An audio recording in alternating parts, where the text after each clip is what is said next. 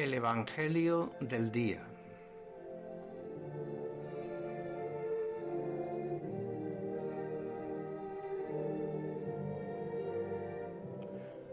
Una cita diaria con la palabra de Dios.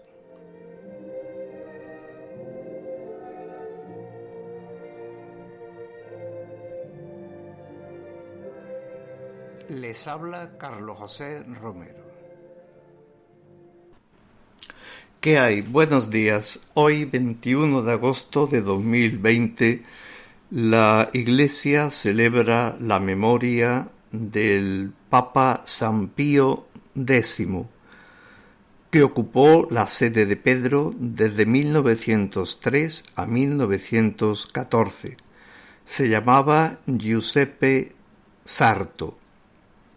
Desde muy chico sintió la vocación al sacerdocio y durante toda su vida fue un ejemplo de sacrificio, de encomiable servicio a Cristo y a la Iglesia, desde párroco, obispo de Mantua, arzobispo de Venecia y cardenal.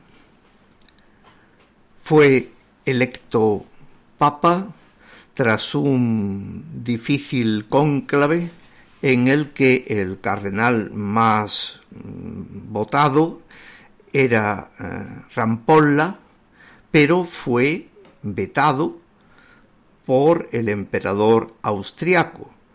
A pesar de que esto levantó una gran indignación por parte de los cardenales, porque, aunque era legal, suponía una gran intromisión en el gobierno de la Iglesia, y cuando parecía que por esta razón pues todavía más iban a apoyar al cardenal Rampolla, sin embargo, los cardenales se fijaron en Sarto, que era una persona extremadamente humilde y con unas grandes virtudes. Y finalmente fue electo papa casi por unanimidad.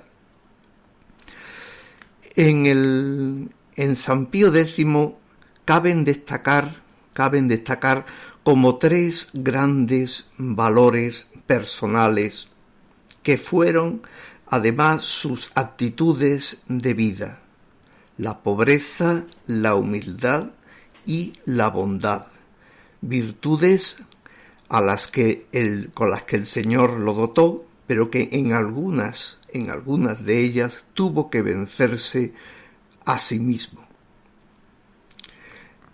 La bondad con la que él se manifestaba en toda su vida, tanto privada como pública, le generó una gran fama de santidad.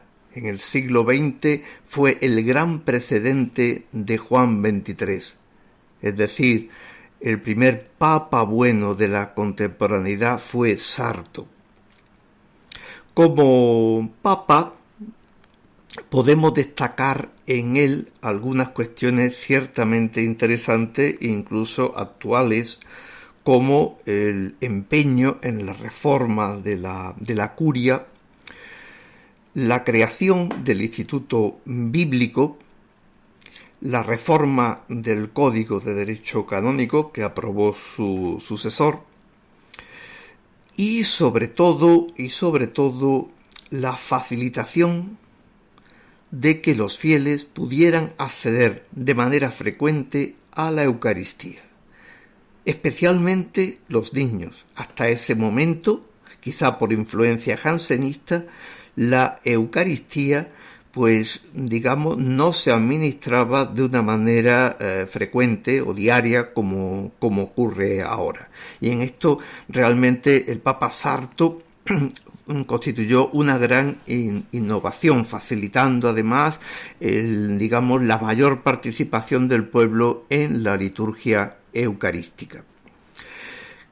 Se le han hecho también críticas como en su ejercicio como papa, sobre todo en su oposición radical a las corrientes modernistas. Pero en esto, como en otros muchos casos, tenemos que ver a la persona en sus circunstancias históricas. Y la santidad, como digo, del Papa Sarto está en esos tres grandes valores que he manifestado antes. El Evangelio. El Evangelio continuamos con el de San Mateo, capítulo 22, versículos 34 al 40. En aquel tiempo los fariseos, al oír que Jesús había hecho callar a los saduceos, se reunieron en un lugar, y uno de ellos, un doctor de la ley, le preguntó para ponerlo a prueba: «Maestro, ¿cuál es el mandamiento principal de la ley?». Él le dijo: «Amarás al Señor tu Dios con todo tu corazón, con toda tu alma, con toda tu mente. Este mandamiento es el principal y primero. El segundo es semejante a él: amarás a tu prójimo como a ti mismo. En estos dos mandamientos se sostienen toda la ley y los profetas». El contexto de este párrafo del Evangelio es importante, pues Jesús acababa de discutir con los saduceos que no admitían la resurrección, cosa que sí hacían realmente los fariseos. Por lo tanto, hay ahí claramente una intención del fariseo, del doctor de la ley, por acercarse a Jesús, pero no parece, al menos por el cariz que le da Mateo, de una manera noble, sino buscándole, como hacían tantas veces, buscándole las cosquillas a ver si, según ellos, pues infringía alguna norma. Lo cierto y verdad es que existían un gran cúmulo de mandamientos, de prohibiciones, además del decálogo y de otras leyes que aparecen en el Antiguo Testamento. Concretamente los fariseos, que eran, digamos, los doctores de la ley, los que tenían la pastoral directa del pueblo, en sus grandes elucubraciones llegaron a tener o a fijar 613 mandamientos entre preceptos y prohibiciones. Pero ellos mismos se daban cuenta de que era necesario priorizar y tenían pues sus grandes discusiones y debates. El problema es que estos debates pues eran debates teóricos que no aprovechaban para nada al pueblo. La respuesta de Jesús tenemos que verla o ver el precedente en lo que él decía como conclusión del Sermón del Monte. Dice: todo lo que queráis que hicieran los demás por vosotros, hacedlo vosotros por ellos. Es decir, lo que es la regla de oro, ¿no? En esto consiste la ley y los profetas. Y es, digamos, en ese sentido lo que le contesta, ¿no? Utilizando el texto del Deuteronomio, le contesta, digamos, le ofrece no un mandamiento, sino dos. El prójimo es el lugar privilegiado de encuentro del hombre con Dios, como decían los profetas a lo largo de toda la Escritura. Jesús no quiere entrar en absoluto en controversias teóricas y estériles, sino que quiere ir fundamentalmente a la raíz, al origen de la alianza entre Dios y el pueblo. Amar a Dios sobre todas las cosas, pero también al prójimo como a ti mismo. Y el cuento. Muy breve.